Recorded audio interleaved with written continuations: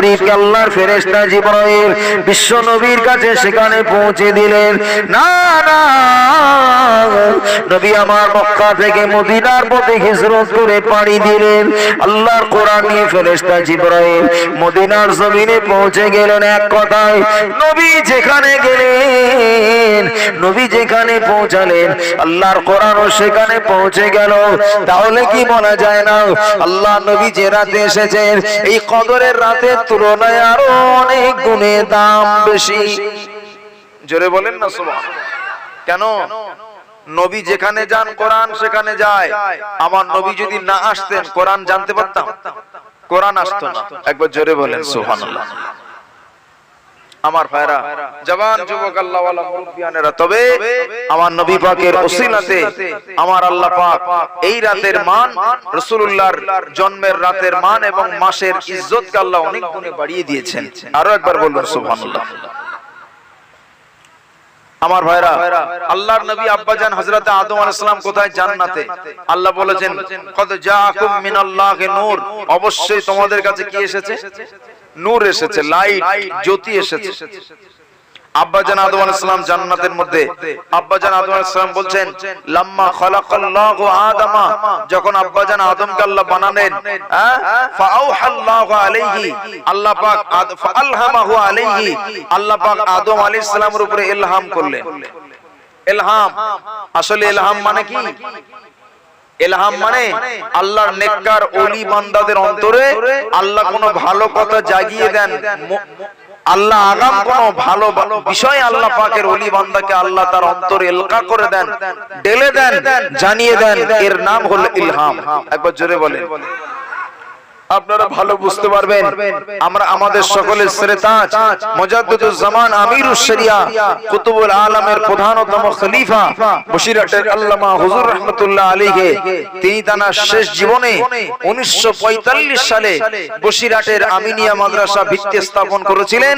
ওই মাদ্রাসা আমি দীর্ঘ 12 বছর পড়ালেখা করেছি। আমার ভাইরা, তো বসিরহাট আল্লামা হুজুর রাহমাতুল্লাহ আলাইহি তিনি মাদ্রাসা আমিনিয়া তৈরি করবেন জীবনের শেষ লগ্নে তিনি ইচ্ছা করলেন, কিন্তু পয়সার অভাব হয়ে গেল। হুজুর চলে গেলেন সোলাদানা নিবাসী একজনের বাড়িতে, একটা লোক পাঠিয়ে দিলেন। তিনি সেই লোককে হেঁকে তাড়িয়ে দিলেন, যাও, কোথায় পয়সা তোমার? তো হুজুর সে যখন তাড়িয়ে দিল, আল্লাহ হুজুর নিজে অগত্যা তার বাড়িতে পৌঁছালেন, যে তার কাছে পয়সা চাইলেন। সে কাকুতি মিনতি করে বলছে, হুজুর পয়সা আমি কোথায় পাবো? আমি এই আখ চাষ করি, তাই আখ মাড়াই করে গুড় তৈরি করে বাজারে বিক্রি করি। হুজুর আমি পয়সা কোথায় পাবো? পয়সা তো আমার নেই। আল্লামা হুজুর বলছেন, বাবা সেই লোকটা এখনো নাকি বেঁচে আছে, অনেক বয়স, 115-16 বছর বয়স। খবরের কাগজ পড়ে, তা কোনো আপনার খবরের কাগজ চশমা লাগে না, এত আল্লাহ পাক চোখের দৃষ্টি দিয়েছে। একবার জোরে বলেন সুবহানাল্লাহ। তো বসিরহাট হুজুর বলছেন যে আপনার পয়সা নেই, বলছেন আপনার ঘরের চালের মাথায় অমুক জায়গায় এত টাকা জমা করা আছে, ওই ঘরটা বার করেন, আর ওই ঘরটা ভাঙার পরে ওই অত টাকা যদি না হয়, 1 টাকা যদি কম হয় নেব না, 1 টাকা যদি বেশি হয় সেও আমি নেব না। একবার জোরে বলেন। কি বলেন? ছেলেপিলে ঘট করে, বাড়ির মেয়েরাও পয়সা নিয়ে স্বামীর কাছ থেকে একটা ঘটে টাকা ফেলে। কি স্বামী বলতে পারবে কত টাকা আছে? ও যে ঘটে ফেলছে স্ত্রীও জানে ঘটে কত টাকা আছে? কেউ জানে না। বসিরহাট হুজুর বলছে আপনার ঘটে এত টাকা আছে, 1 টাকা কম হলে নেব না, বেশি হলেও নেব না। একবার জোরে বলে। ইলমে মারিফাতের পণ্ডিত, আল্লাহু আকবার কবীরা। আরে এর নাম হলো ইলকা।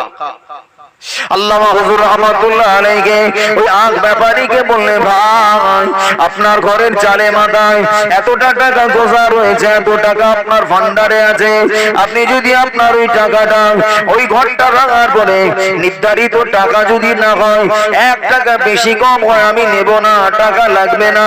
ওই লোকটা ঘর ভাঙলেন, টাকা গুনে দেখেন হুজুর আল্লামা যত টাকার হিসাব দিয়েছেন ঘটের ভিতরে অতটা টাকায় পাওয়া গেল। হুজুর আল্লাহ আমাকে পয়সাটা উঠিয়ে দিয়ে হুজুর বেয়াদবি মাফ করুন, ক্ষমা করুন হুজুর, আপনি আমার এই পয়সার খবর জানলেন কোত্থেকে? আমি ঘটের ভিতরে পয়সা জমিয়েছি, আমার বিবি খবর রাখে না, আমি নিজেও জানি না কত টাকা তার ভিতরে আছে। হুজুর আপনি কোথা থেকে জানলেন? কে আপনাকে জানালো? হুজুর বললে বাবা তুমি পয়সা যখন রেখেছিলে, পয়সা ফেলেছিলে, একবার বলো আমাদের আল্লাহ পাক ওই খবরটা রাখে না, রাখে না। বলো রাখে না, রাখে না? বলে জি হুজুর আল্লাহ রাখে। বলে যে আল্লাহ খবর রাখে ওই আল্লাহ আমি রুহুল আমিনকে খবর দিয়েছেন। ও আল্লাহর বান্দা বান্দীরা, ও জওয়ান যুবকেরা, এটার নাম হলো ইলহাম, এটার নাম হলো ইলকা, এটার নাম হলো ইলহাম। হুজুর আল্লাহ ওই লোকটাকে বললে অমুক তারিখে আমি আপনার পয়সা পরিশোধ করে দেব, অমুক তারিখে আমি আপনার পয়সাটা পরিশোধ করে দেব।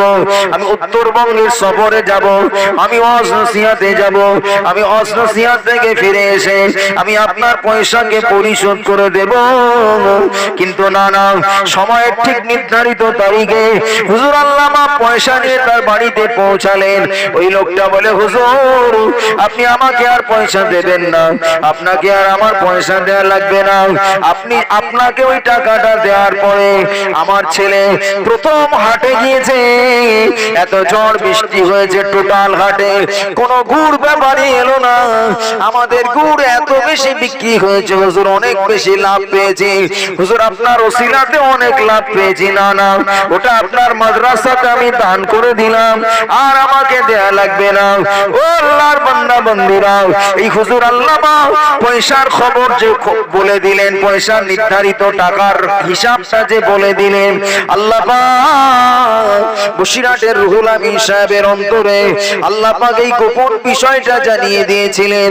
এটির নাম হলো ইলহাম। এটার নাম কি? ইলহাম। একবার জোরে বলেন না সুবহানাল্লাহ। আব্বা আদম আলাইহিস সালামের বডি স্ট্রাকচার, দেহ বানিয়েছেন কোথায়? জান্নাতে, মাটি কাদা দিয়ে বানিয়ে আব্বা জানের উপরে ইলহাম করলেন। ফাআলহামাহু, আল্লাহ পাক ইলহাম করে বললেন এই মুহাম্মাদের আব্বা উঠে পড়ো। একবার জোরে বলেন। আরে আব্বা আদম আলাইহিস সালাম কোথায়? জান্নাতে।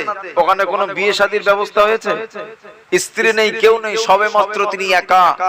যে একা মানুষ, সেখানে বলছে মুহাম্মাদের আব্বা উঠে যাও। আব্বা জান আদম আলাইহিস সালাম বলছে আল্লাহ লিমা কান্নাইতানি আবা মুহাম্মদ, আল্লাহ আপনি আমাকে কেন মুহাম্মাদের পিতা বলে কেন ডাকলেন? আল্লাহ মুহাম্মদটাকে একবার জোরে বলেন। আমার আল্লাহ পাক রব্বুল আলামিন আমার নবীর পরিচয় দিচ্ছেন।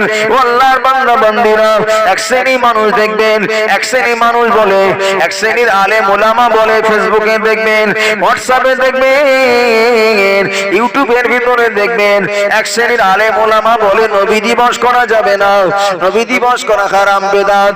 আমি বলি নবী দিবস এই দুনিয়ার সরজমিনে তো দূরের কথা, আল্লাহ তাআলার জান্নাতের প্রথম মানুষ আদম আলাইহিস সালামকে সম্মুখে, প্রথম মানুষ আদম আলাইহিস সালামের সম্মুখে আল্লাহ পাক নিজে বক্তা সেজে বিশ্বনবীর বিলাদাতের উপরে আলোচনা করেছেন। বিশ্বনবীর রাফাতকে নিয়ে, বিশ্বনবীর ইজ্জত সম্মানকে নিয়ে আমার আল্লাহ পাক আদম আলাইহিস সালামের সম্মুখে আলোচনা করেছিলেন। ও আমার নবী আদম, আপনি যদি আমার মুহাম্মাদের পরিচয়টা জানতে চান, ইরফান এক মুহূর্ত বিলম্ব না করে তুমি তোমার মাথাটাকে উঁচু করো। আল্লাহ নবী আমাদের আব্বা জান আদম আলাইহিস সালাম আল্লাহ পাকের দয়ার জান্নাতের ভিতরে ফারাফার আসাগো হুজুর তার সর মোবারক উঁচু করলেন। মাওয়াকিবুল লাদুনিয়াতে ইমাম খতিব কাসতালানি লেখেন, আব্বা আদম আলাইহিস সালাম যেই না মাথা উঁচু করেছেন বলেছেন ফারাআ নূরা মুহাম্মাদিন সাল্লাল্লাহু আলাইহি ওয়াসাল্লাম ফি সুরাদিকিল আরশিল মুআল্লা। তিনি মাথাটা উঁচু করার সঙ্গে সঙ্গে তাকিয়ে দেখলেন আল্লাহ পাকের আরশে আজিমে তার নজর পড়ে গেল, আল্লাহর আরশে মুআল্লাতে তার নজর পড়ে গেল। আল্লাহর নবী আব্বাজান আদম আলাইহিস সালাম তাকিয়ে দেখলেন আরশে মুআল্লাতে লেখা রয়েছে, আরশে মুআল্লাতে একটা নূর দেখতে পেলেন। ফারাআ নূরা মুহাম্মাদিন ফি সুরাদিকি আরশিল মুআল্লা। আরশে মুআল্লা নূরে মুহাম্মাদি জ্বলজ্বল করে জ্বলে, আরশে মুআল্লাতে একটা নূর জ্বলছে, একটা নূর চমক মারছে, একটা নূর আলোয় আলোকিত হয়ে আছে। আব্বা আদম আলাইহিস সালাম আমার আল্লাহর কাছে প্রশ্ন করলেন, আল্লাহ পাক মাহাজা ইয়া রাব, ও আমার মালিক, আমার আল্লাহ, আমার খালিক, একবার বলুন বলুন ওই যে নূরটা আমি দেখলাম, ওই যে জ্যোতিটা আমি দেখলাম, ওটা কার জ্যোতি? ওই নূরটা কার নূর? ওই জ্যোতিটি কার জ্যোতি? আব্বা আদম আলাইহিস সালামকে আমার আল্লাহ পাক বললেন, ও আমার নবী আদম, লাউলাহু মা খালাকতুকা ওয়ালা খালাকতুস সামা ওয়ালা আরদা। আমি তোমাকে জানিয়ে দিলাম, শুনিয়ে দিলাম, জেনে রাখো, শুনে রাখো, লাউলাহু মা খালাকতুকা, আমার নবী মুহাম্মদ সাল্লাল্লাহু আলাইহি ওয়াসাল্লামের নূর, আমার আখিরি জামানার নবী, ওটা হলো আমার নবী, আমার রাসূলের নূর। লাউলাহু মা খালাকতুকা ওয়ালা খালাকতুস সামা ওয়ালা আরদা। আমি যদি আমার নবীর নূরকে না বানাতাম, আমি যদি আমার নবীর নূরকে না সৃষ্টি করতাম, মা খালাকতুকা, তোমাকে জন্ম দিয়ে তোমাকে সৃষ্টি করতাম না, তোমাকে সৃষ্টি করতাম না, ওয়ালা খালাকতুস সামা ওয়ালা আরদা, আমি আল্লাহ পাক সাত আসমান জমিন কিছুই বানাতাম না।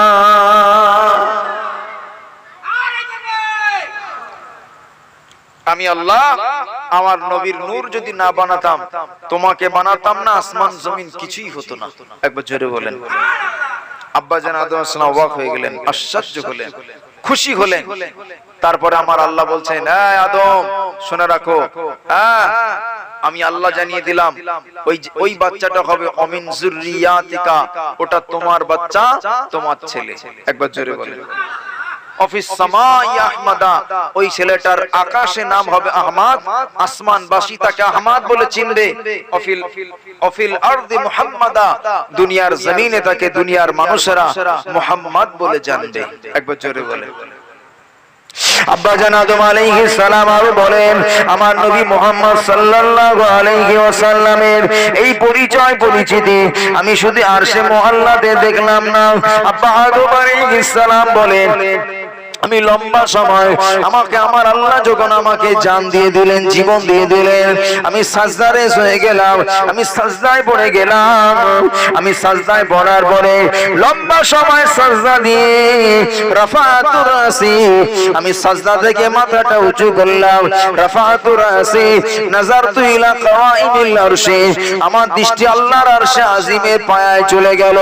আল্লাহ পাকের আরশে আজিমের পায়ায় যখন আমার দৃষ্টি পৌঁছে গেল, আমি তাকিয়ে দেখলাম নাযারতু ইলা কাওয়াইমিল আরশি মাকতুবান ফিহি লা ইলাহা ইল্লাল্লাহ মুহাম্মাদুর রাসূলুল্লাহ। আল্লাহ পাকের আরশে আজিম, আল্লাহ পাকের আরশে আজিমের পায়ার গায়ে লম্বা করে খোদাই করে আল্লাহ পাক লিখে রেখেছেন লা ইলাহা ইল্লাল্লাহ মুহাম্মাদুর রাসূলুল্লাহ। এটা আব্বা আদম আলাইহিস সালাম আল্লাহ পাকের আরশে আজিমের পায়ায় লক্ষ্য করলেন। শুধু তাই নয়, এই নামটা তিনি জান্নাতের প্রত্যেকটা গাছের পাতায় লক্ষ্য করেছিলেন। আল্লাহ পাকের দয়ার জান্নাতের গেটের সামনে ওই নামটা লেখা ছিল।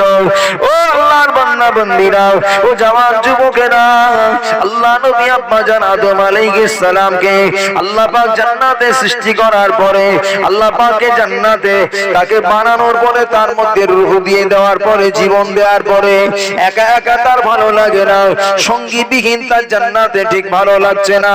আল্লাহ পাক নবী আদমের অন্তরের কথাটা বুঝতে পেরে আব্বা আদমের বাপ মাজরের খাড্ডা থেকে আম্মা জান হযরতে হাওয়া আলাইহিস সালামকে বানালেন। জীবিত মানুষ আব্বা আদমের থেকে হাওয়াকে বানালেন। কাকে? হাওয়া। হাওয়া না, হাওয়া। বিতাশদীদ অতাশদীদের সঙ্গে। কেন? আল্লাহ জীবিত মানুষের থেকে আরেকজন জীবিত মানুষকে জীবিত মানুষ থেকে একটা মানুষকে বানালেন, এই জন্য অলিহাযা সুমিয়াত হাওয়া, এই জন্য আম্মা জানের নামই হয়ে গেল হাওয়া। একবার জোরে বলেন জি। আম্মা জানকে বানানোর পরে আব্বাজান আম্মা জানের সঙ্গে আল্লাহ শাদী বিয়ের ব্যবস্থা করে দিলেন। কিন্তু আব্বাজান যখন আম্মা জানের দিকে হাত বাড়ালেন, বসিরাটের আল্লামা হুজুর লিখেছেন মিলাদে মুস্তাফার ভিতরে, আম্মা জান বলছেন আগে আপনি আমার হক আদায় করুন, মোহরানা আদায় করুন, তারপরে আপনি আমাকে স্পর্শ করবেন। আব্বাজান মনে করছেন, ইমাম জারকানি রাহমাতুল্লাহ আলাইহি তার জারকানি শরীফে উল্লেখ করেন, আব্বাজান আদম আলাইহিস সালাম মনে করছেন আল্লাহ জান্নাতে আমার বিবিকে মোহরানা দেব কি? আল্লাহ বলে, ও আমার নবী আদম, আমার আখিরি জামানার নবী, যে নবীর নাম মুহাম্মদ দেখলে ওই নবীর নামের উপরে তুমি 20 বার দরুদ পাঠ করো, এটাই তোমার বিবির জন্য মোহরানা হয়ে যাবে। একবার জোরে বলেন, আরেকটু জোরে হবে না? সুবহানাল্লাহ। আল্লাহর বান্দারা, জওয়ান যুবকেরা ও মুরব্বিয়ানেরা ও আল্লাহর বান্দা বান্দীরা, আল্লাহ নবী আদম আলাইহিস সালামকে আল্লাহ পাক দুনিয়ার জান্নাতে তৈরি করার পরে আমার নবীর নূর মুবারক হযরত আদম আলাইহিস সালামের পেশানি মুবারকে রেখে দিলেন। আল্লাহ পাক तमाम ফেরেশতাদিওকে বললেন, ও আমার মালায়েকারা, আমার নবী আদম আলাইহিস সালামকে সাজদা দাও। ওটা সাজদা ছিল আদমের জন্য নয়, ওই সাজদা তাজিমের সাজদা ছিল, ওটা সম্মানের সাজদা ছিল, অন্য কোনো কারণে নয়। কপালে আদম নবী আলাইহিস সালামের কপালে ছিল আমার নবীর নূর মুবারক, আমার রাসূলের নূর মুবারক থাকার কারণে আব্বা আদম আলাইহিস সালামের সম্মুখে तमाम ফেরেশতাদিওকে সাজদার হুকুম দেওয়া হয়েছিল। একবার জোরে সোরে বলুন সুবহানাল্লাহ, আরেকটু জোরে বলুন সুবহানাল্লাহ। কিতাবের মধ্যে এসেছে আল্লাহ নবীর নূর মুবারক মিন আসলাবিল কারীমাতি ইলা আরহামিত তাহেরা, বিশ্ব নবীর নূর মুবারক পবিত্র পবিত্র আব্বাদের পৃষ্ঠদেশ থেকে, পবিত্র সম্মানিত আব্বাদের পৃষ্ঠদেশ থেকে সম্মানিতা মায়েদের গর্ভে চলে এসেছেন। কিভাবে এসেছে আমি সার সংক্ষেপ করে একটু বলছি। ও আল্লাহর বান্দা বন্ধুরা, আব্বা আদম আলাইহিস সালামের কপাল থেকে পরিবর্তন হয়ে আস্তে আস্তে বিশ্ব নবীর নূর মুবারক মুনতাকিল হতে হতে আব্বা জান হযরত ইব্রাহিম খলিলুল্লাহ আলাইহিস সালামের কপালে পৌঁছে গেল। আপনারা ওয়াজ জানেন, নসিহত জানেন, আমি লম্বা করব না। হযরত নবী ইব্রাহিম খলিলুল্লাহ আলাইহিস সালামকে আগুনের মধ্যে ফেলা হলো, আগুনের মধ্যে নিক্ষেপ করা হলো। ইব্রাহিম নবী আলাইহিস সালামের আব্বা ছিল আজার উঁচু প্রাসাদের উপরে দাঁড়িয়ে দেখছে কিভাবে ছেলে আগুনে পড়ে, আগুনে জ্বলে, কিভাবে ছেলে আগুনে সরখার হয়ে যায়। এই তামাশা দেখার জন্য যখন উঁচু প্রাসাদের উপরে উঠেছে, ওই আব্বাজান তাকিয়ে দেখছে ছেলে ইব্রাহিম আগুনে পোড়া তো দূরের কথা, সবুজ বাগানের ভিতরে ঘোরাঘুরি করছে, সবুজ বাগানের মধ্যে ইব্রাহিম ঘোরাঘুরি করছে। ওই সময় আজর নিজেকে কন্ট্রোল না রাখতে পেরে, নিজেকে কন্ট্রোল না করতে পেরে বলে ফেললেন, নেমার রব্বুকা ইয়া ইব্রাহিম। জোরে বলে ইব্রাহিম, সত্যি তোমার প্রভু। একবার জোরে বলেন সুবহানাল্লাহ। ও ইব্রাহিম, আমরা দিলাম তোমাকে আগুনে পোড়াতে, আর তোমার মালিক তোমার জন্য আগুনের কুণ্ডিটাকে সবুজ বাগান বানিয়ে দিল। জোরে বলুন না সুবহানাল্লাহ। ইব্রাহিম সালাম আগুনের মধ্যে পানির ফেরেশতা এসে বলে পানির দরকার আছে, পানি দিয়ে আগুন নিভিয়ে দেব। বলে জি না। একবার জোরে বলেন। ফেরেশতা জিবরিল বলতে সাহায্যের দরকার আছে। আল্লাহর নবী ইব্রাহিম সালাম আগুনের কুণ্ডির মধ্যে কি গো, পরীক্ষাটা সহজ না কঠিন? আমরা হলে কি বলবো, নেতা মন্ত্রী যা আছে সবার কাছে আগে টেলিফোন হবে, তাই না? আপনি আমাকে বাঁচান।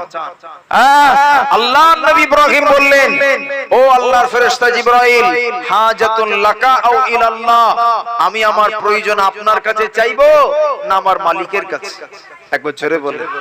কত বড় ঈমানি পাওয়ার আল্লাহর নবী ইব্রাহিম সালাম আগুনের কুণ্ডির মধ্যে থেকে বলছে, আল্লাহর ফেরেশতা জিবরাইল, আপনি যদি বলেন আপনার সাহায্যের দরকার, না আপনার সাহায্য আমার প্রয়োজন নেই, আপনি যদি আল্লাহর সাহায্যের ঘোষণা করেন, আমি আল্লাহর সাহায্যের অপেক্ষা করছি। একবার জোরে বলেন। এটা হলো ইব্রাহিম সালাম। ওখানে একটা দোয়া পড়েছিলেন, হাসবি আল্লাহু অনি'মাল ওয়াকিল অনি'মাল মাওলা অনি'মান নাসির। একবার জোরে বলেন। কেউ যদি বাদ ফজর 7 বার, বাদ মাগরিব 7 বার এই দোয়াটা পড়তে পারে, আল্লাহ পাক তাকে জিন্নিয়াতের টোটকা বালা, দেখবেন কিছু দুষ্কৃতী মানুষ, দুশ্চিন্তা মানুষ কুদৃষ্টি দিয়ে তার উপরে টোটকা বালা ইত্যাদি করে, তাবিজ করে তাকে নষ্ট করার জন্য, কোন রকমের টোটকা বালা মুসিবত তাকে গ্রেফতার করতে পারবে না। আল্লাহর রহমতের ছায়ার মধ্যে আল্লাহ তাকে বেষ্টন করে রাখবেন। একবার জোরে বলেন। এই দোয়াটা যদি পড়তে পারে। ইব্রাহিম সালাম কে আগুনে ফেলা হলো, আগুন কেন ইব্রাহিমকে পোড়াতে পারলো না? তাফসীরে মিনবাসের ভিতরে আব্দুল্লাহ ইবনে আব্বাস রাদিয়াল্লাহু আনহু বলেন, আমার নবীর নূর মুবারক আল্লাহ নবী ইব্রাহিম খলিলুল্লাহ আলাইহিস সালামের কপালে ছিল। আল্লাহ নবী ইব্রাহিম খলিলুল্লাহ আলাইহিস সালামের কপালে আমার নবীর নূর মুবারক থাকার কারণে এই জন্য ফালিজালিকা লাম তামসাসুহুন নার, এই কারণে আল্লাহর নবী ইব্রাহিম আলাইহিস সালামের আগুন স্পর্শ করে তাকে পোড়াতে পারলো না। কেননা আমার নবীর নূর মুবারক ইব্রাহিম নবীর কপালে বিদ্যমান। ইব্রাহিম নবী যদি পুড়ে যায়, নবীর ইজ্জত ক্ষুণ্ণ হবে, নষ্ট হবে, নবীর ইজ্জত নষ্ট হবে। এই কারণে আল্লাহ পাক ইব্রাহিম নবী আলাইহিস সালামের জন্য আগুনটা পোড়ানো হারাম করে দিলেন। ও আল্লাহর বান্দা বান্দীরা, জওয়ান যুবকেরা, ইব্রাহিম নবীকে আল্লাহ পাক বৃদ্ধকালে একটি বাচ্চা দিলেন, নাম হলো তার ইসমাঈল জাবিগুল্লাহ। আরেকটি বাচ্চা ছিল হযরত ইসহাক আলাইহিস সালাম।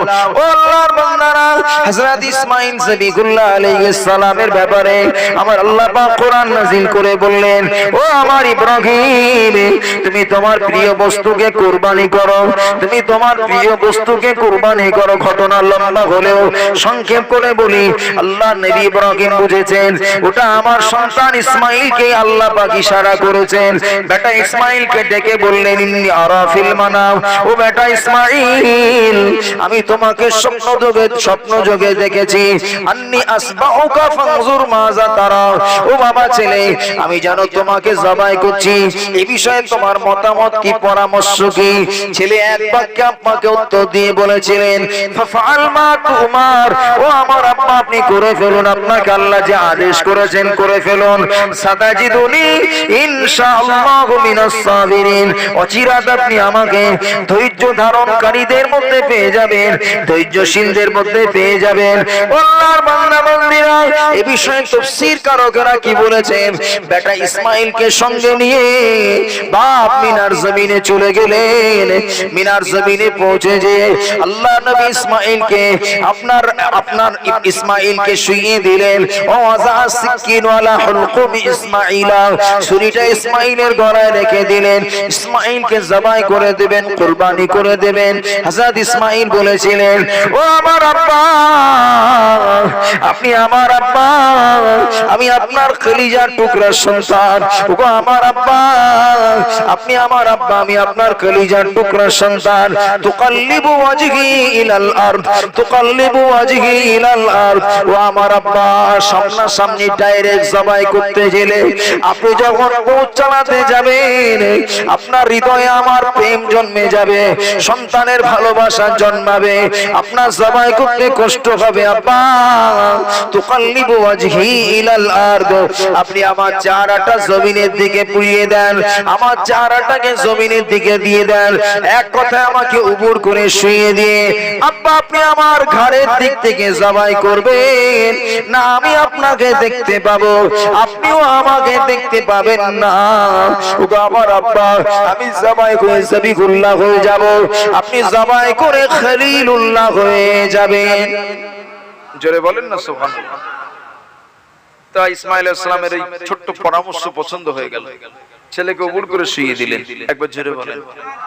ছেলে এবারে বলছে, আব্বা আপনি তো আমাকে জবাই করতে যাচ্ছেন, দেখেন আমার গায়ে একটা মাত্র সাদা জামা ছাড়া আর কোনো দ্বিতীয় কোনো পোশাক নেই, আব্বা জান আপনি আমার জামাটা খুলে নিন। ফাখলাহু, ইব্রাহিম আলাইহিস সালাম এক মুহূর্ত দেরি না করে জামাটা খুলে ফেললেন। একবার জোরে বলে। এক রিওয়ায়াতে লেখা আছে খুলে ফেলেছেন, আর এক রিওয়ায়াতে লেখা আছে যেই তিনি জামার বোতাম খুলতে গেলেন আল্লাহর পক্ষ থেকে ওহী হলো, কদ সাদাক্তার রুয়া এ আমার খলিল ইব্রাহিম, আপ তো আপকে খ্বাব को सच करके दिखलाया এ আমার ইব্রাহিম, আপনি আপনার স্বপ্নকে সত্য করে দেখিয়েছেন, আর আপনাকে জামার বোতাম খুলতে হবে না। একবার জোরে বলেন। আর ইসমাঈল আলাইহিস সালাম বলে, আব্বা জামাটা খুলে নিন, হাত্তা তাকফিনানি ফিহি, আব্বা আমার ওই জামাটা দিয়ে আমাকে আবার কাফন করে আমাকে কবর দিবেন। একবার জোরে বলেন। কি নমনীয় ছেলে, কি ভদ্র সহনশীল বাচ্চা। জি, ছেলেকে জবাই করতে গেলেন, ছেলে কি সুন্দর পরামর্শ দিলেন।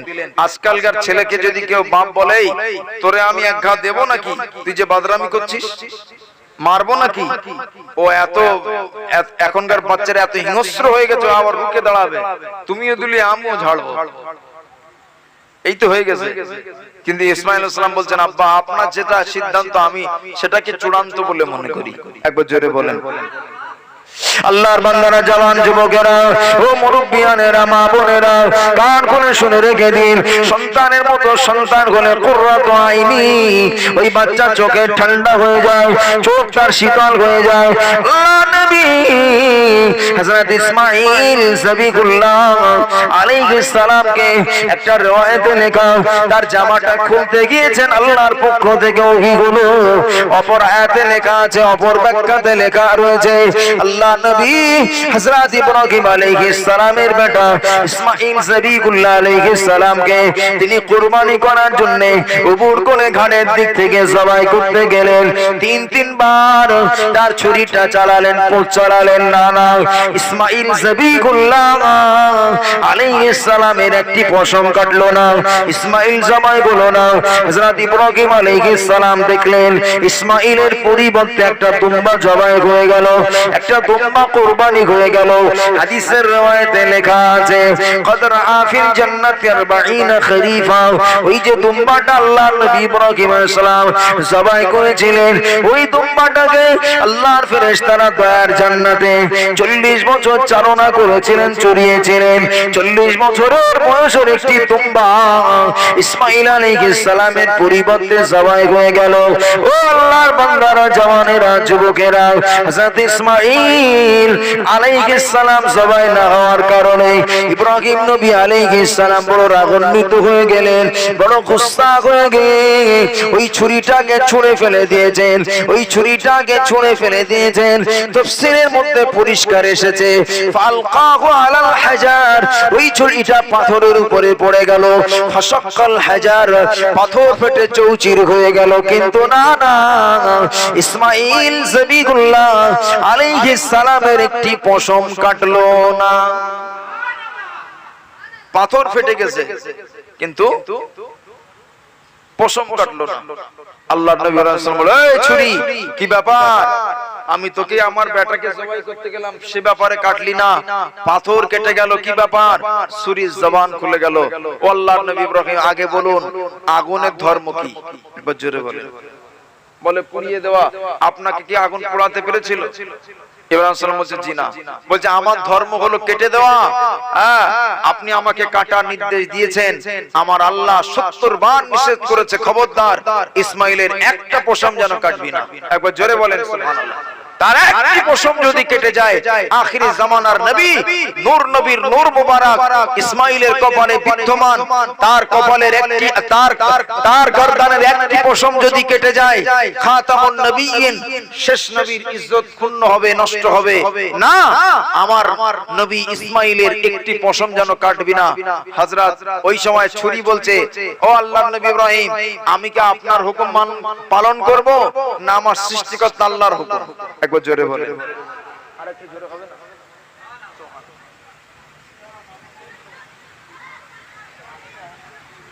আচ্ছা ঠিক আছে, নিয়ে আসুন। হ্যাঁ ঠিক আছে, বেশি সময় হবে না। আপনারা যারা এদিক ওদিক আছে মনে করছেন হ্যান্ডবিলে তো বহুত বক্তা, এই লোককে দ্বিতীয় নম্বর নাকি আমি কি দ্বিতীয় না শেষ? একেবারে শেষ। নবী দিবসের মাস, আশেপাশে যে এদিকে ওদিকে বাড়িতে আছেন, আল্লাহ রাসূল নবিয়ানা মাহফিলে এসে বসুন। ঠিক 12টার মধ্যেই দোয়া মোনাজাত হবে। 11টা বেজে তো 15 হয়েই গেছে। দুটো ছেলেকে দস্তারবন্দি করা হবে, পাগড়ি দেওয়া হবে। তারা কোরআনের সবক শেষ করেছে, তাদেরকে পাগড়ি দেওয়া হবে। আপনারা যারা এদিকে ওদিকে আছেন সকলে মাহফিলে চলে আসেন। জি আমার ভাইরা, আল্লাহ ওয়ালা মুরব্বিয়ানা নিয়ে আসেন, অসুবিধা নেই। তো এই নবী পাকের নূর মোবারক আমি একদম সংক্ষেপ করছি। জি এই নবীজির নূর মোবারক পরিবর্তন হতে হতে চলে এসেছে আব্বাজা আমার নবীজির দাদু আব্দুল মুত্তালিবের কপাল। কোথায়? দাদুজি আব্দুল মুত্তালিবের কপালে পৌঁছে গেছে। দাদুজি আব্দুল মুত্তালিব তিনি একদিন কাবা চত্বরে হাজারে আসওয়াদ পাথরের কাছে ঘুমিয়ে আছেন। কোথায় বাবাজি? হাজারে আসওয়াদ পাথরের কাছে ঘুমিয়ে আছেন। ওই পাথরটার আগে কালার কি ছিল? সাদা পাথর, সাদা। হাজারে আবিয়াদ, আব্বা আদম আলাইহিস সালাম জান্নাত থেকে চলে আসার সময় একটা পাথর সঙ্গে করে নিয়ে এসেছিলেন। একবার জোরে বলেন। অনেক কিছু নিয়ে এসেছিলেন, তার মধ্যে একটা পাথর ছিল। ওই পাথরটা ছিল হাজারে আবিয়াদ, সাদা পাথর। কিন্তু আল্লাহর হাজী বান্দাদের গুনাহ, আল্লাহ ওই পাথরকে এত চুম্বক ক্ষমতা দিয়েছেন, চুম্বকের মতো। গুনাহগার যত বড় গুনাহগার ওই পাথরকে চুমা করুক, আল্লাহর দয়া হলে ওই পাথর গুনাহগারের গুনাহকে চুষে নেয়। একবার জোরে বলেন। যার জন্য ওই পাথরটা হয়ে গেছে হাজারে আসওয়াদ, কালো পাথর। একবার জোরে বলেন সুবহানাল্লাহ। আমার আপনার অন্তরটা কিসের মতো জানেন? একদম ঝকঝকে আয়নার মতো। আপনি একটা গুনাহ করবেন, ওই ঝকঝকে অন্তরের, পরিষ্কার অন্তরে একটা কালো রেখা পড়ে যাবে। আর একটা গুনাহ করবেন, আর একটা রেখা পড়বে। আস্তে আস্তে অন্তরটা কি হয়? কালিমাময় হয়ে যায়, কালো হয়ে যায়। জিকির আজকার করলে আস্তে আস্তে গুনাহ পরিষ্কার হয়। একবার জোরে বলেন সুবহানাল্লাহ। তো গুনাহ হলো অন্ধকার, গুনাহ হলো কালো। আর আমার বাবাজি ওই গুনাহ চুষে নেওয়ার কারণে পাথরটা কালো হয়ে গেছে। ওই পাথরের কাছে দাদুজান ঘুমিয়ে আছেন। উনি স্বপ্ন দেখছেন বিরাট বড় একটা গাছ, গাছের গোড়াটা জমিনের সঙ্গে আর গাছের শেষ চূড়াটা আসমানের সঙ্গে লেগে যাচ্ছে। এত বড় গাছ, গাছের ডালপালা পূর্ব পশ্চিম বিস্তার হয়ে আছে। ওই গাছের ডালপালাকে পূর্ব পশ্চিমের মানুষেরা ধরে রেখেছে। একবার জোরে বলেন না সুবহানাল্লাহ।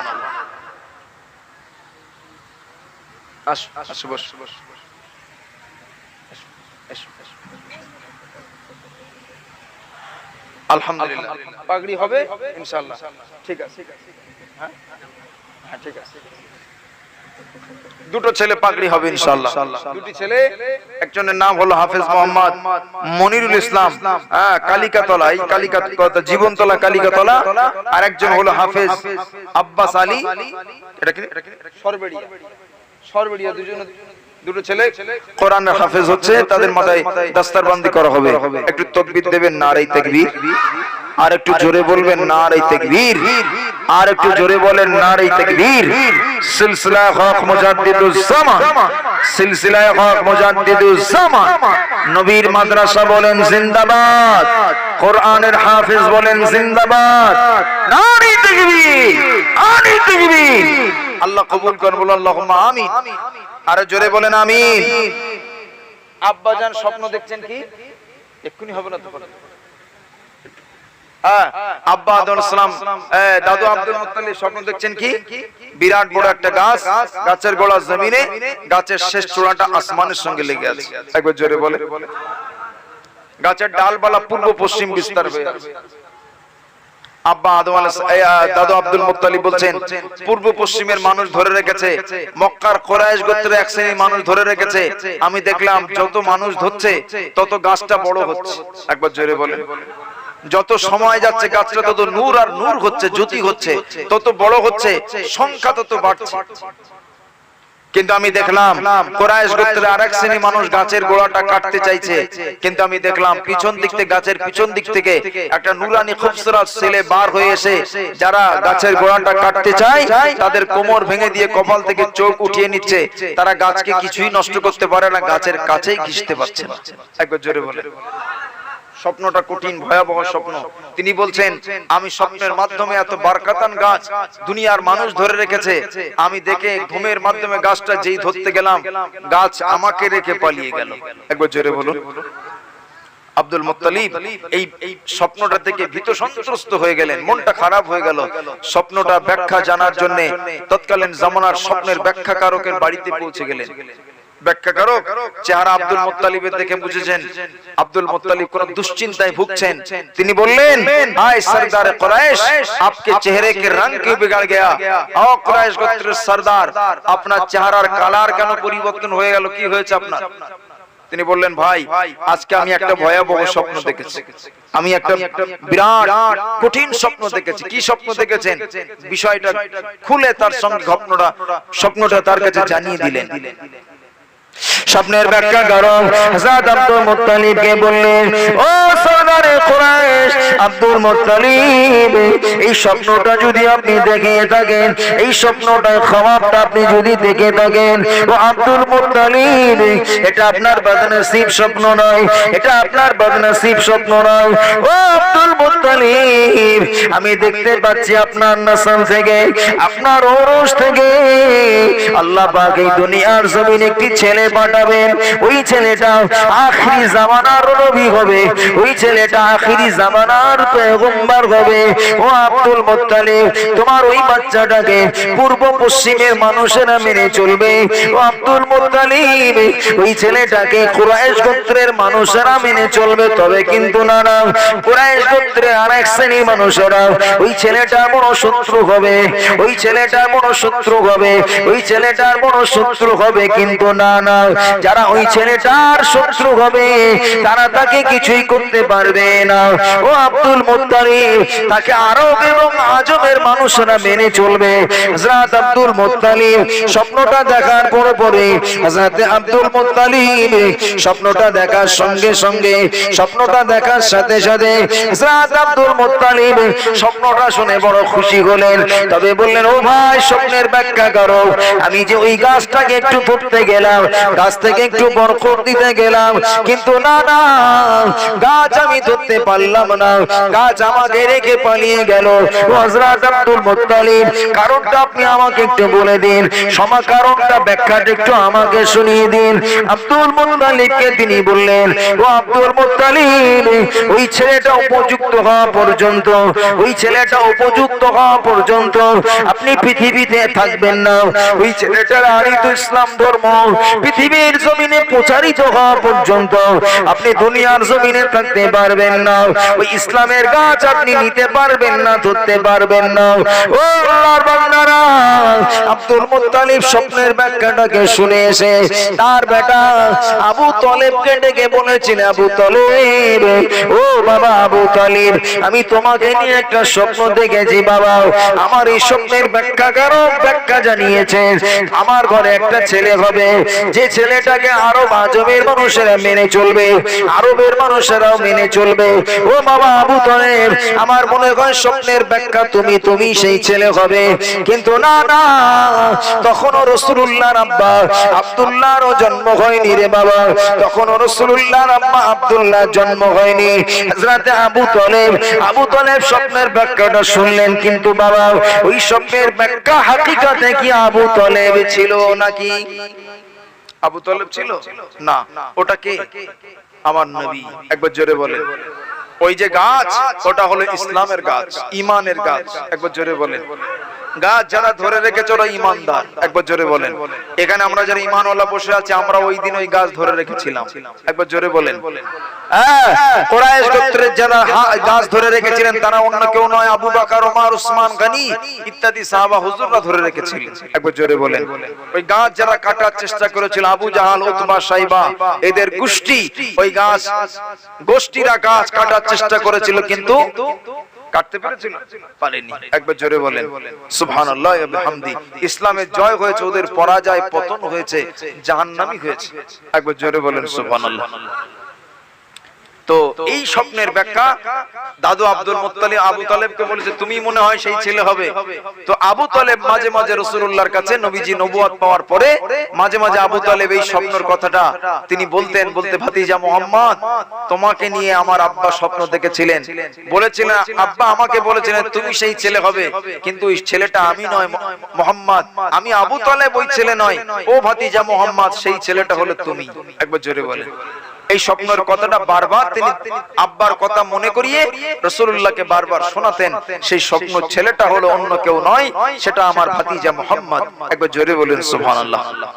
আল্লাহর বান্দারা, জওয়ান যুবকেরা ও আমার মুরব্বিয়ানেরা, সোনার মানিকেরা, আল্লাহ নবীর, আল্লাহ পাকের নবীর, আল্লাহর রাসূলের আব্বা জন্ম হয়ে গেল। রাসূলুল্লাহর আব্বা জন্ম হলো। আল্লাহ নবীর আব্বা শিয়ানা হলেন, জওয়ান হলেন, যুবক হলেন, বিয়ের উপযুক্ত হয়ে গেলেন। তানাকে সঙ্গে করে নিয়ে হযরত আব্দুল মুত্তালিব সঙ্গে করে নিয়ে মদিনার জমিনে ইয়াসরিফের মাটিতে একটা মেয়ে ঠিক করলেন। নাম হলো তার আমেনা। আব্দুল ওয়াহাব সুহরীর কন্যা আমেনাকে ঠিক করলেন। ও বাবা আব্দুল্লাহ, তোমার জন্য একটা মেয়ে ঠিক করেছি বাবা, এই বিষয়ে তোমার পরামর্শ কি? সংক্ষেপ করে বলি।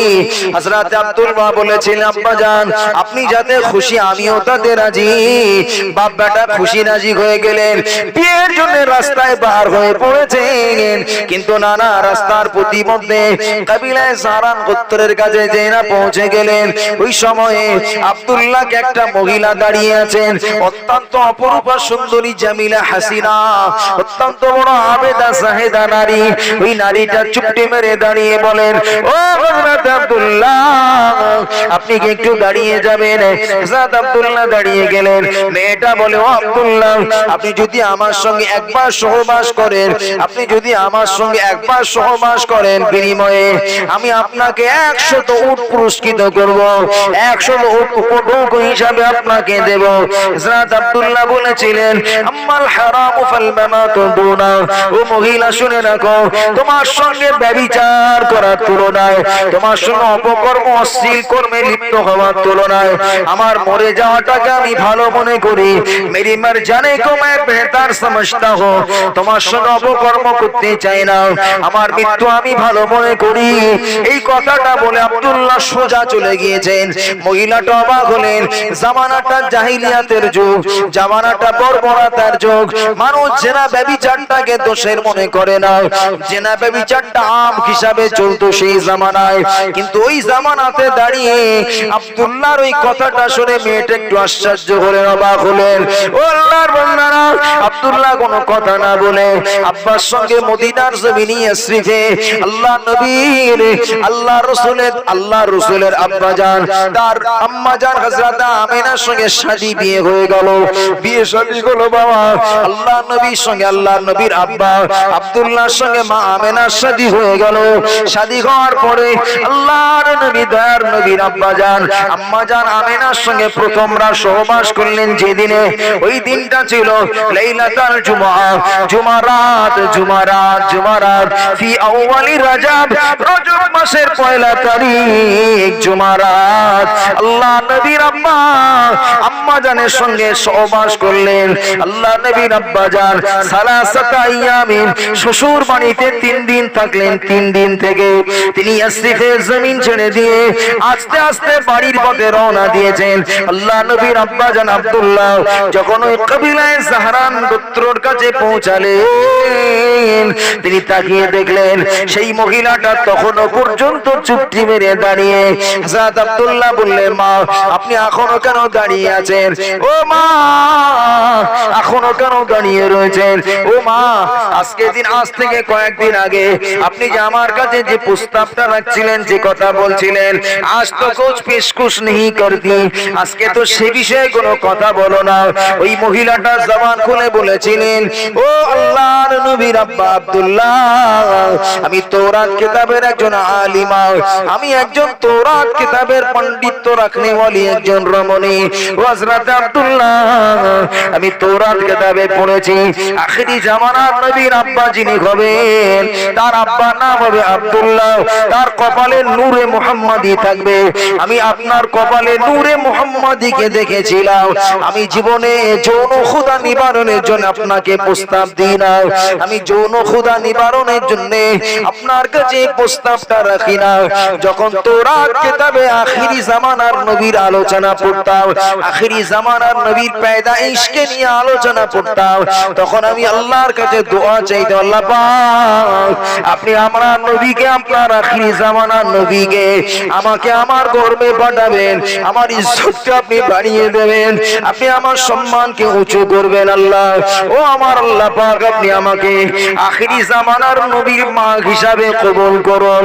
ও আব্দুল্লাহ, আব্দুল্লাহ এই দোয়া আমি আল্লাহর কাছে করেছিলাম, কিন্তু আমার নসিব খারাপ, আমি সেই ছেলেটার মা হতে পারিনি। আব্দুল্লাহ আমি আপনার কপালে যে নবীর নূর আমি আপনার কপালে দেখেছিলাম আজ থেকে কয়েকদিন আগে, মনে হয় আব্দুল্লাহ আপনি বলুন না, তার সঙ্গে কোনো কথা নয়। তিনি বললেন, ও আব্দুল্লাহ বলেন এই সফরে কি আপনার শাদী হয়েছে, বিয়ে হয়েছে? তিনি বলেন জি হ্যাঁ।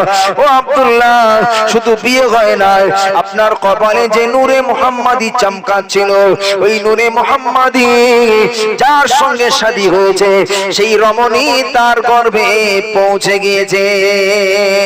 আর একটু জোরে বলুন সুবহানাল্লাহ।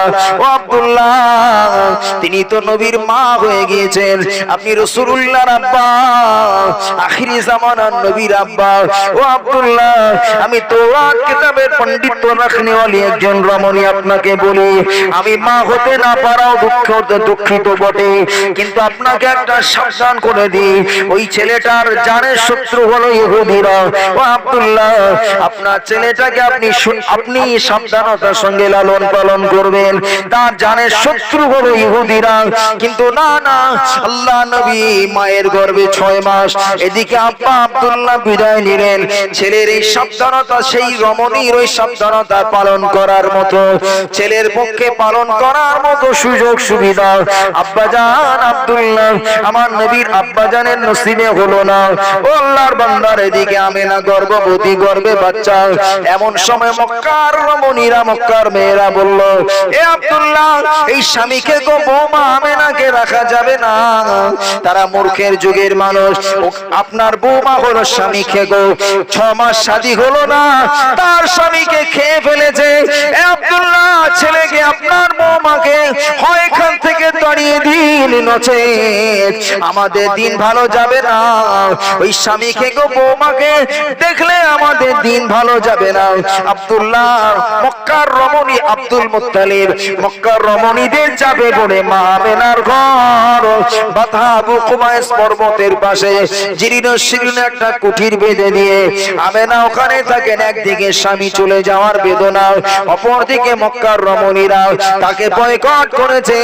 একবার চিন্তা করে দেখুন না, কত নিষ্ঠুর তারা, কত নির্মম ব্যবহার মা আমেনার সঙ্গে করলো। হযরতে আমেনা রাদিয়াল্লাহু আনহা বলেন, ওই ছোট্ট কুঠিরে দিন রাত চলে যায়, চোখের পানিতে আমার রাত দিন পার হয়ে যায়। একদিকে আমার স্বামী চলে যাওয়ার বেদনা, অপরদিকে মক্কার রমণীরা আমাকে তাড়িয়ে দিয়েছে। দুটি কষ্ট আমার মধ্যে বিরাজ করছে। হযরত আমেনা বলেন, আমার গর্ভে বাচ্চা আছে কিনা জানি না, ওয়ালা সাকলা, আমি কোনো ভারী ভারকামতা দেখতে পাই না, খাওয়ার মধ্যে অরুচিকতা নেই, বমি নেই, কোনো অস্বস্তিতা নেই, কিছুই নেই। আমি আমেনা স্বাভাবিক মহিলার মতো জীবন যাপন করছিলাম। একদিন দেখি জাতির পিতা ইব্রাহিম খলিলুল্লাহ আলাইহিস সালাম আমাকে স্বপ্ন যোগে বললেন, ও হযরতে আমেনা আপনার গর্ভে একটি বাচ্চা এসেছে, ওই বাচ্চাটা পৃথিবীতে ভূমিষ্ঠ হলে সুম্মা সুম্মিহি মুহাম্মাদা, ওই ছেলেটার নাম আপনি মুহাম্মদ রাখবেন। আর একটু জোরে হবে না সুবহানাল্লাহ? আপনি মোহাম্মদ রাখবে, একবার জোরে বলেন সুবহানাল্লাহ। শেষ করে দেব আমার ভাইরা, বিশ্বনবী রাসূলুল্লাহ জি রজব মাসের 1 তারিখ মায়ের গর্ভে শুক্রবার এসেছিলেন, তাই না? রজব মাস, রজব তারপরে কি শাবান, রমাদান, শাওয়াল, জিলকাদা, জিলহিজ্জা, মুহররম, সফর, রবিউল আউয়াল কত তারিখ? 12 তারিখ। তাহলে 8 মাস 12 দিন রাসূলুল্লাহ মায়ের গর্ভে থাকলেন। একবার জোরে বলেন।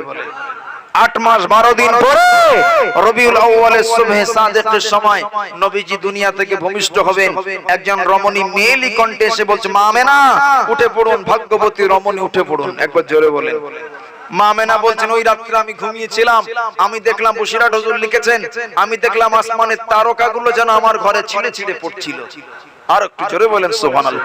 আমি দেখলাম ওই দিনে মদিনার খাজুর গাছ, মজুনার তরুলতা গাছগুলো আমার দিকে ঝুঁকে ঝুঁকে আমার ঘরের দিকে যেন ঝুঁকে আসছিল। একবার জোরে বলেন সুবহানাল্লাহ। হযরত আব্বাস রাদিয়াল্লাহু আনহু বলেন, আমি উটের আস্তাবলের মধ্যে ঢুকে গিয়েছিলাম। উটের আস্তাবলের ভিতরে উটগুলো তারা তাদের জবানে বলেছিল মারহাবা ইয়া রাসূলুল্লাহ, মারহাবা ইয়া রাসূলুল্লাহ। ওই দিনে এত খুশি আনন্দ তারা করেছিল। আমি আব্বাস এতদিন উট রেখেছি, লালন পালন করেছি, এত আনন্দ এত খুশি জীবনে কখনো লক্ষ্য করেনি। একবার জোরে বলেন। বিশ্বনবী জন্মাবেন, একজন রমণী বসে বলছেন আমি আমেনা উঠে পড়ুন, আমি হলাম হযরতে মারিয়াম, আপনার বাচ্চাকে পৃথিবীতে আসবেন, ওই বাচ্চাকে পৃথিবীতে আসবেন, ও আমেনা উঠে পড়ুন, ওই বাচ্চা পৃথিবীতে এই মুহূর্তে তাশরীফ নিয়ে আসবেন, ওই বাচ্চাকে ধন্যী হিসাবে, তার ধাত্রী হিসাবে আমাদেরকে আল্লাহ পাক আল্লাহর দয়ার জান্নাত থেকে পাঠিয়ে দিয়েছেন। একবার জোরে বলেন। আরেকজন রমণী আসিয়া এসে বলছে মা আমেনা আপনি উঠে পড়ুন, আমি হলাম আসিয়া, আল্লাহ আমাকেও পাঠিয়ে দিয়েছেন, ওই রমণীকে আপনার বাচ্চার ধাত্রী হিসাবে আমাদেরকে পাঠিয়ে দিয়েছেন।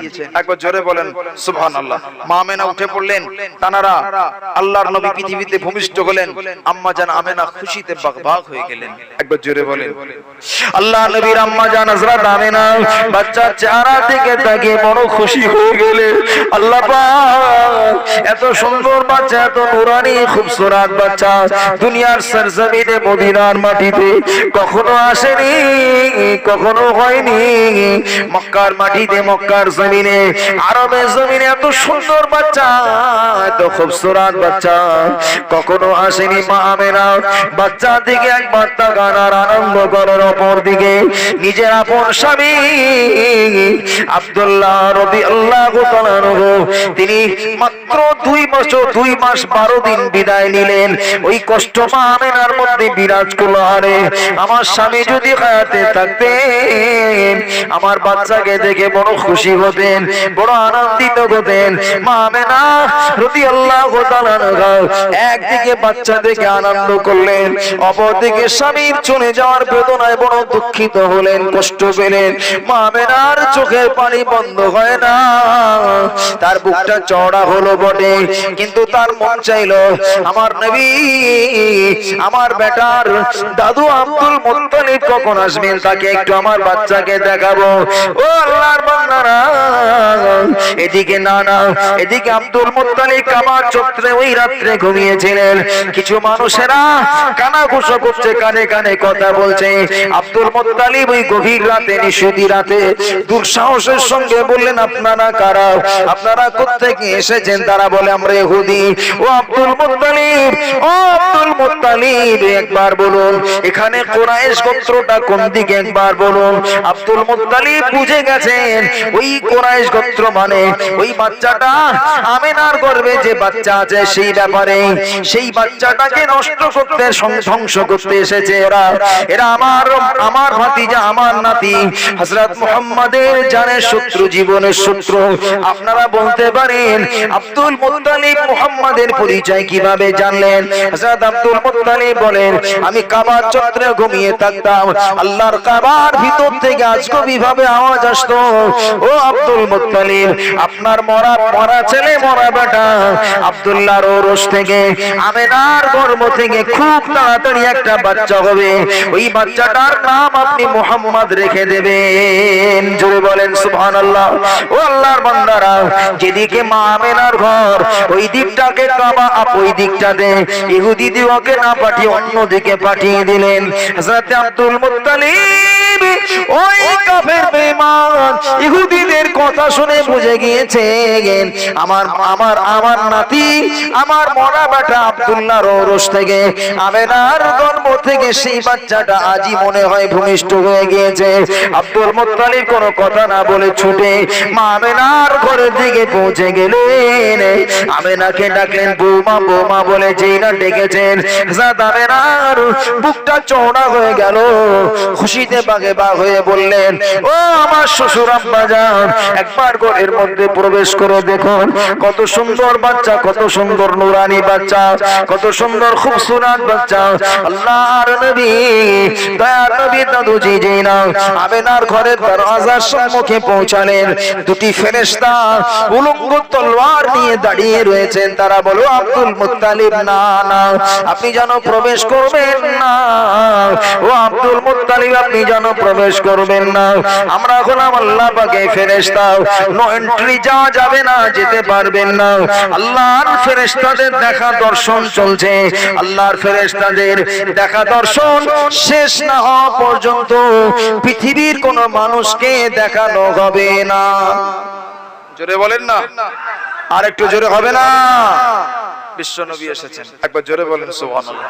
ফেরেশতাদের দেখা শেষ না হওয়া পর্যন্ত দুনিয়ার কাউকে দেখানো চলবে না, একবার জোরে বলেন।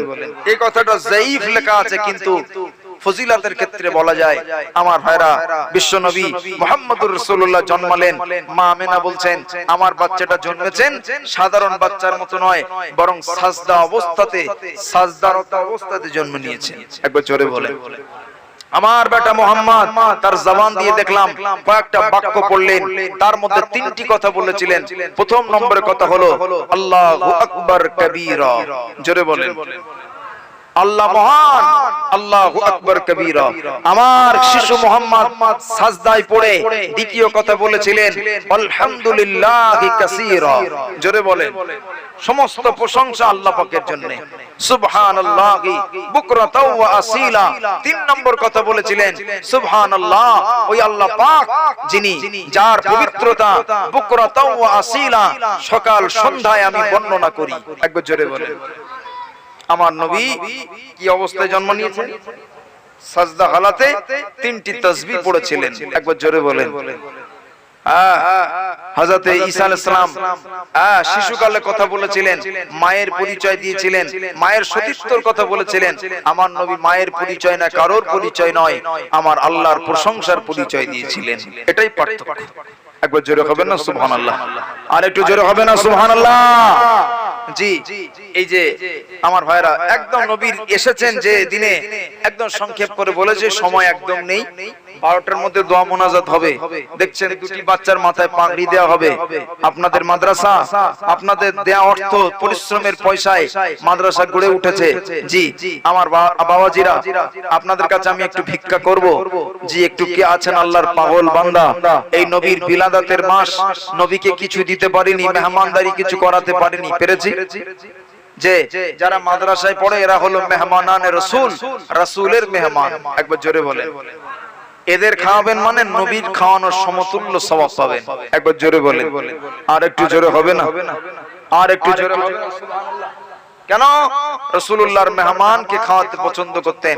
জি, আমি আপনাদের কাছে দাবি করব, আল্লাহর পাগল বান্দা কে আছেন মাহফিলের ভিতর থেকে সেই রবিউল আউয়াল মাসে, জি, যে নবী না খেয়ে না দিয়ে সারা জীবন কাটিয়েছেন, অনাহারে থেকেছেন, আমার বাবাজি, কিন্তু উম্মতের কথাটা এক মুহূর্তের জন্য ভুলে যাননি।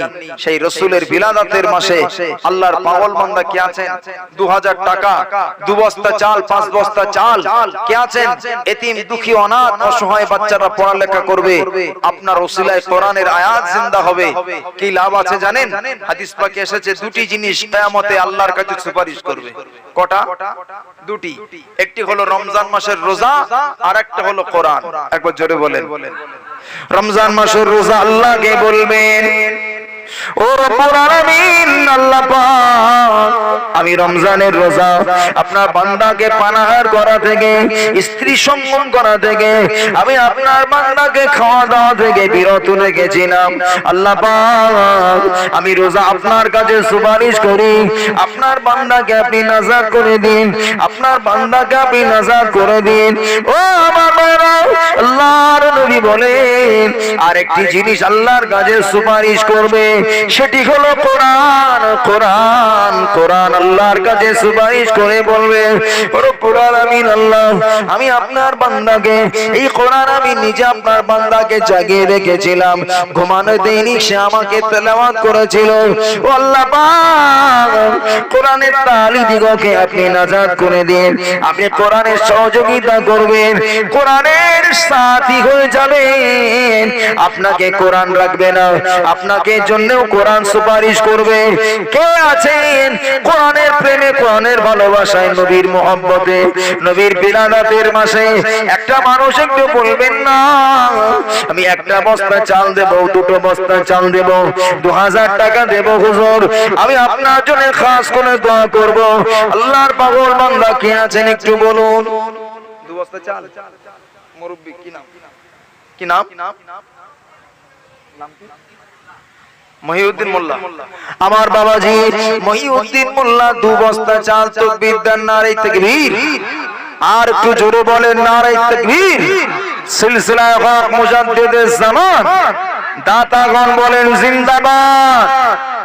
আল্লাহ আপনার নবী বলেছেন আস-সাখিয়ু করিবুম মিনাল জান্নাহ, দাতা ব্যক্তি আল্লাহর কাছাকাছি হয়ে যায়, দাতা ব্যক্তি আল্লাহর প্রিয় মাহবুব হয়ে যায়, আল্লাহর পছন্দনীয় বান্দা হয়ে যায়। আপনার নবী বলেছেন আস-সাখিয়ু করিবুম মিনাল জান্নাহ, দাতা ব্যক্তি জান্নাতের কাছাকাছি হয়ে যায়, করিবাইদুম মিনান নার, দাতা ব্যক্তি থেকে আল্লাহর কঠিন জাহান্নাম দূরে সরে যায়, দূরে চলে যায়। ওগো রব্বুল আলামিন আপনার বান্দা আমার মুরব্বি বাবাজি 2 বস্তা চাউল মাদ্রাসায় দিয়েছে, এতিম দুঃখী অনাথরা খাবে, মাদ্রাসার ছাত্র ছাত্রীরা খাবে। আল্লাহ পাক এই সওয়াব তার পরিবারে যারা বিদায় নিয়েছেন, আব্বা মা, দাদু দাদি, নানা নানি, স্ত্রী পুত্র আপনজন, কে কোথায় তার বংশ থেকে বিদায় হয়েছেন আপনি জানেন। আল্লাহ তাদের সব পৌঁছে দিন, তাদের কবরগুলোকে আল্লাহ পাক জান্নাতের টুকরা বানিয়ে দেন, বলেন আমিন। আরেকটু জোরে বলেন আমিন। আল্লাহ কবুল করেন, আল্লাহ কবুল করেন। ছোট্ট শেখ ভাই 1 বস্তা চাল দেবেন, মারহাবা, আল্লাহ কবুল করেন, বলো আমিন। তাকবীর দান, নারে তাকবীর। সিলসিলায়ে হক মুজাদ্দিদুজ জামান, সিলসিলায়ে হক মুজাদ্দিদুজ জামান, নারে তাকবীর। আল্লাহ কবুল করেন। আমার ভাই ছোট্ট শেখ, তিনি 1 বস্তা চাল দেবেন, আল্লাহ কবুল করেন, তার হায়াত কিসমতে বরকত দেন, আল্লাহ ঈমানে আমলে বরকত দেন, শরীরগত সুস্থ রেখে দেন, এ সওয়াব তার পরিবারের সকল আত্মীয় স্বজনদের রুহে পৌঁছে দেন, বলেন আমিন। আর একটু জোরে বলেন না আল্লাহুম্মা আমিন। পানি পানি।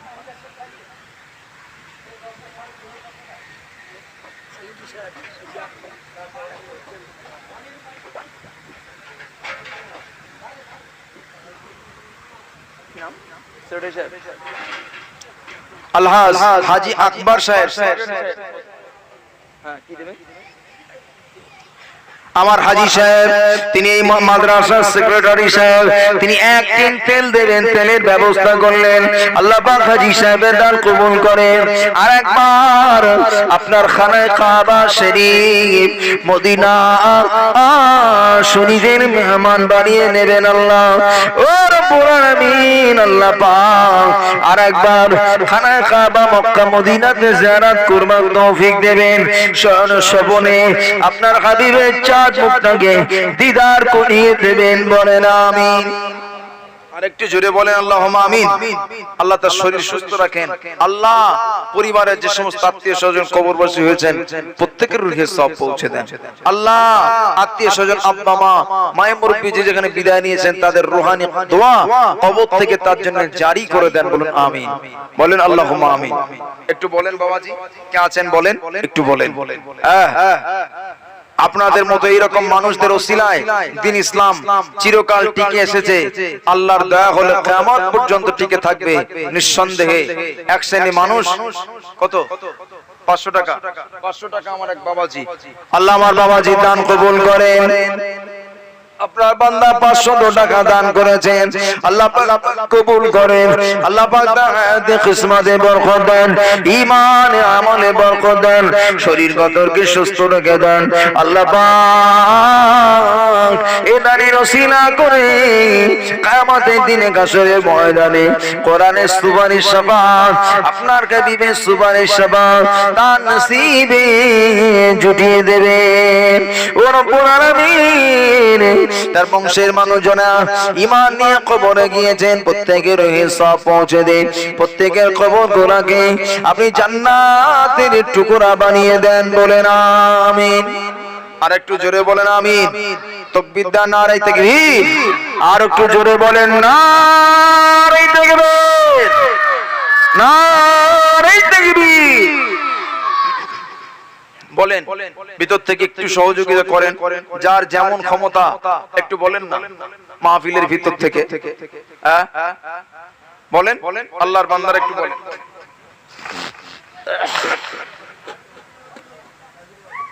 মাহফিলের ভিতর থেকে যার যেমন সক্ষমতা একটু বলেন। 500, 1000, 1 বস্তা চাল আপনি দেবেন, আল্লাহ জীবনের রিজিকে এর এক্ষুনি পাগড়ি দেওয়া হবে। আপনার যে যেখানে আসেন জলদি চলে আসেন। হ্যাঁ বলেন, 1 বস্তা চাল দেন।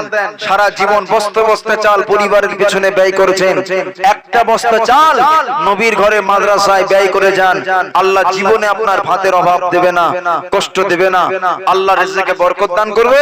আর যে 1 বস্তা চাল নবীর মাদ্রাসায় দেবেন, কাল কিয়ামতে হাসরের ময়দানে আল্লাহ পাক ওই চাউলে অগণিত সওয়াব বাড়িয়ে দিয়ে আল্লাহ আপনাকে বেহিসাব সওয়াব দান করবেন। একবার জোরে বলেন সুবহানাল্লাহ। অগণিত সওয়াব দান করবেন। বলেন কে আছেন একটু বলেন। 1 বস্তা চাল যদি পারেন দেবেন, 1000 টাকা বা 2000 টাকা, 2 বস্তা চাল যে যেমন পারেন একটু বলেন না বাবাজি। জি আল্লাহর রহমত হবে, একটু বলেন। কেউ নেই মাহফিলের ভিতর থেকে হবে না? 1টা বস্তা চাল, চালের ব্যবস্থা একটু মাদ্রাসার জন্য যে বলেন না বাবাজি, বলেন একটু বলেন।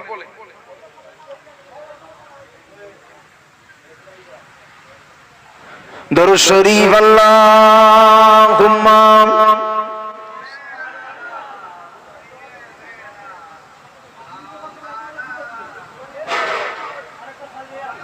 ওয়া আলা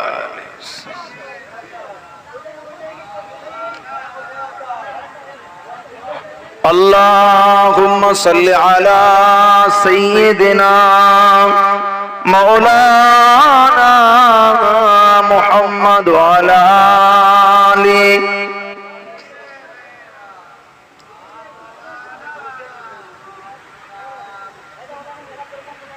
বলেন মাহফিলের ভিতর থেকে হবে না বাবাজি? আল্লাহর পাগল বান্দা হবে না?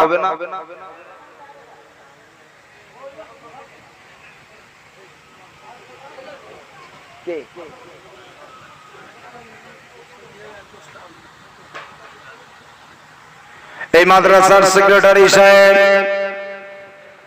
1 বস্তা চাল, 1 বস্তা আলু আবার দেওয়ার নিয়ত করেছেন। আল্লাহ পাক হাজী সাহেবের দান কবুল করুন, হায়াতে কিসমতে বরকত দেন, ঈমানে আমলে ব্যবসা বাণিজ্য রোজগারে আয় উন্নতিতে বরকত দেন, তার শরীরকে সুস্থ রেখে নেন। আল্লাহ পাক তার দিল অন্তরটাকে যেমন বড় করেছেন, আল্লাহ পাক সখী বান্দাদের সঙ্গে তার জান্নাত দান করবেন, দাতা বান্দাদিগের সঙ্গে জান্নাত দান করবেন।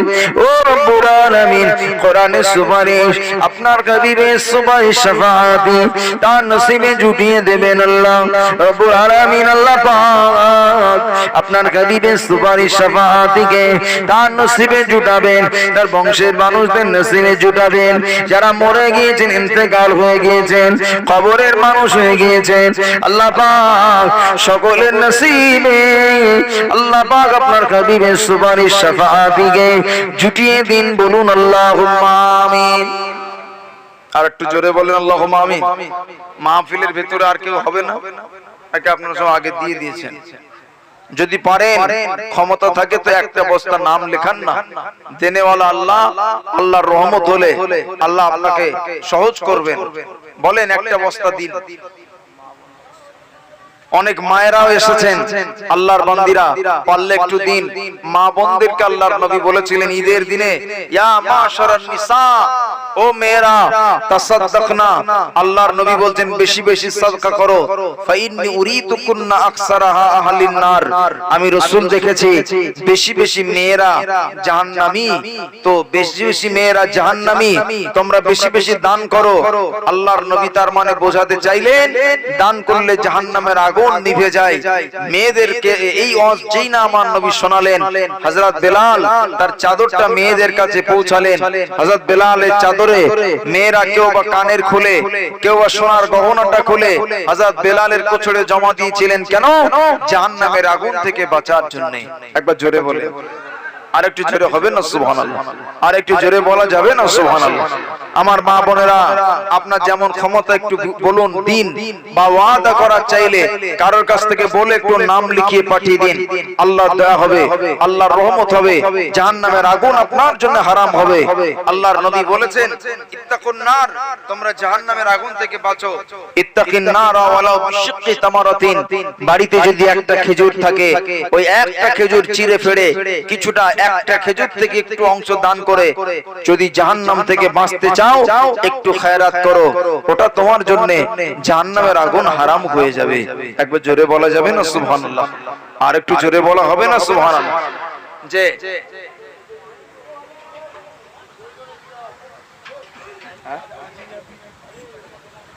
আল্লাহ আপনার বান্দি আজিরা বিনি 500 টাকা দেবে। আল্লাহ পাক আপনার বান্দি দান কবুল করুন। আল্লাহ তার হায়াতে বরকত দিন, আর হায়াতে কিসমতে বরকত দিন, জাহান্নামের আগুন হারাম করবেন। আল্লাহ পাক আপনার বান্দি আজিরা বিবির আব্বা মা দাদু দাদি শ্বশুর করে আত্মীয় স্বজন যে যেখানে বিদায় হয়েছেন সকলের রূহে সওয়াব পৌঁছে দিন। প্রত্যেকের কবরগুলোকে জান্নাতের টুকরা বানিয়ে দিন। বলে না আল্লাহর বান্দি ফাতেমা 100 টাকা পাঠিয়েছেন, আল্লাহ কবুল করেন। আল্লাহ আপনার বান্দির দান কবুল করেন। আল্লাহ আপনার বান্দির হায়াতে কিসমতে বরকত দেন। আল্লাহ আপনার বান্দিকে আপনি কবুল করে নেন। বলুন আল্লাহুম্মা আমিন। আরো জোরে বলতে পারেন আল্লাহুম্মা আমিন? আরো জোরে বলতে পারেন আল্লাহুম্মা আমিন? তাকবীর দেন, নারী তাকবীর, নারী তাকবীর। সিলসিলা হক মুজাদ্দিদুজ জামান, সিলসিলা হক মুজাদ্দিদুজ জামান, দাদা পীর কিবলার হক সিলসিলা বলেন জিন্দাবাদ, দাতাগণ বলেন জিন্দাবাদ, নারী তাকবীর। হ্যাঁ, আসসালামু আলাইকুম। আসসালাম। কে বলে? হ্যাঁ হ্যাঁ,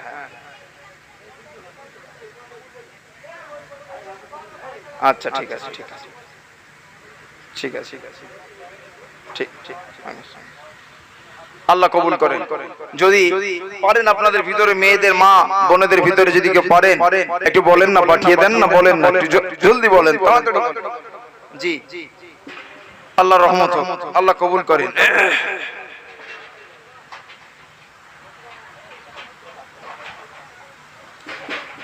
বলেন কে আছেন একটু বলুন না। মেয়েদের ভিতরে কেউ হবে না? দেখেন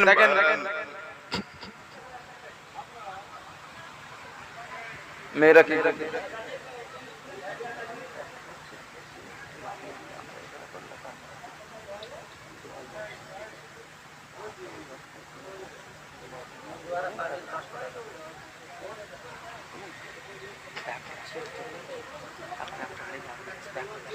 প্রথমে লাগবে? আচ্ছা আচ্ছা, ওর মধ্যে তো হয়ে যাবে না।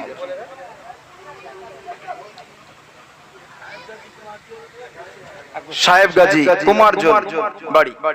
আচ্ছা, আমাদের হাফেজ সাহেবের মামা 1 বস্তা চাল দেবেন। আল্লাহ কবুল করেন, হায়াতে বরকত দান করেন। বলুন আল্লাহুম্মা আমিন। আল্লাহ তার রিজকে বরকত দেন। বলুন আমিন। শরীর গদরকে সুস্থ রেখে দেন। বলুন আমিন। আল্লাহ আল্লাহ দানায় দানায় আপনি বরকত দান করুন। বলুন আল্লাহুম্মা আমিন। আল্লাহ নবী পাকের সুপারিশ শাফাআত তার নসিবে জুটাবেন। বলেন আল্লাহুম্মা আমিন। বলুন আল্লাহুম্মা আমিন। আল্লাহ কবুল করেন। একজন 500 টাকা পাঠিয়েছেন একজন মা, সেটাও আল্লাহ কবুল করেন। আল্লাহ প্রত্যেকের মনের নেক আশা আকাঙ্ক্ষা জায়েজ তামান্নাকে আপনি পূর্ণ করে দেন। বলুন আল্লাহুম্মা আমিন। বলুন আল্লাহুম্মা আমিন। একটু হবে না মাহফিলের ভিতর থেকে? জি, আল্লাহর পাগল বান্দারা, নবীর আশিকেরা, জি আল্লাহর রাসূলের মহব্বত একটু বলুন মাহফিলের ভিতর থেকে। 500 1000 যার যেমন ক্ষমতা, মা বোনেরা আপনার যেমন ক্ষমতা একটু বলুন।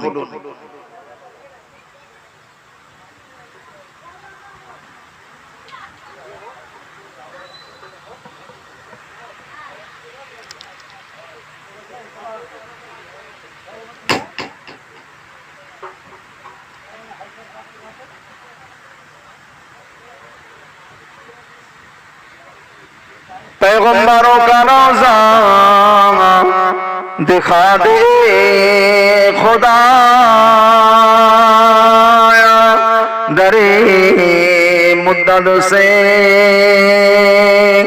मिला दे खुदाया शराबे मोहब्बत पिला दे खुदाया पैगंबरों का राज़ा दिखा दे खुदाया अल्लाहुम्मा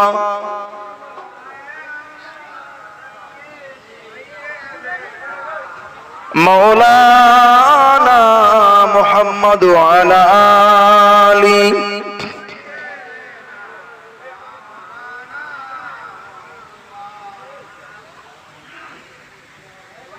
যদি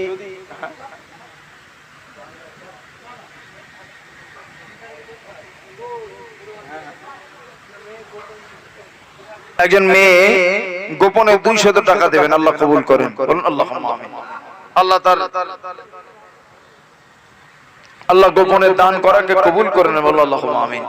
আল্লাহ তার শরীর গঠনকে সুস্থ রেখে দেন, বলুন আমিন।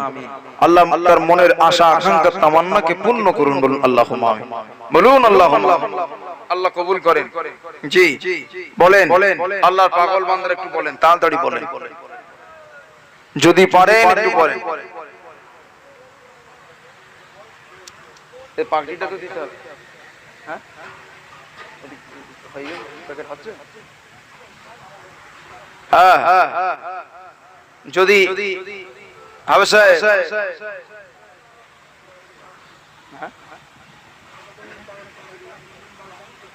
হ্যাঁ ইনশাআল্লাহ। ওই বিরিয়ানির প্যাকেট নাকি হ্যাঁ হ্যাঁ আচ্ছা আচ্ছা আচ্ছা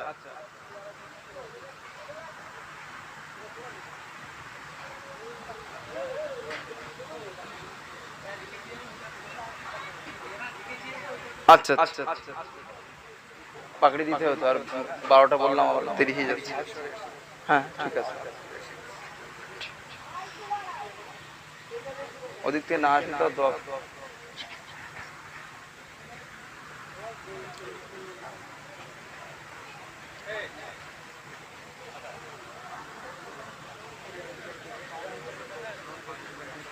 একজন গোপনে 200 টাকা, একজন 500 টাকা, আল্লাহ কবুল করেন, বলুন আল্লাহুম্মা আমিন, বলেন আল্লাহুম্মা আমিন। আল্লাহ তাদের হায়াতে কিসমতে বরকত দেন, বলুন আল্লাহুম্মা আমিন, বলুন আল্লাহ। এবার পাগড়ি পরিধান করানো হবে, তাদের নাম বলা হচ্ছে, তাদেরকে পাগড়ি দেওয়া হবে। হাফেজ সাহেব তাদের শিক্ষক এসেছেন, হ্যাঁ যে যেখানে আছে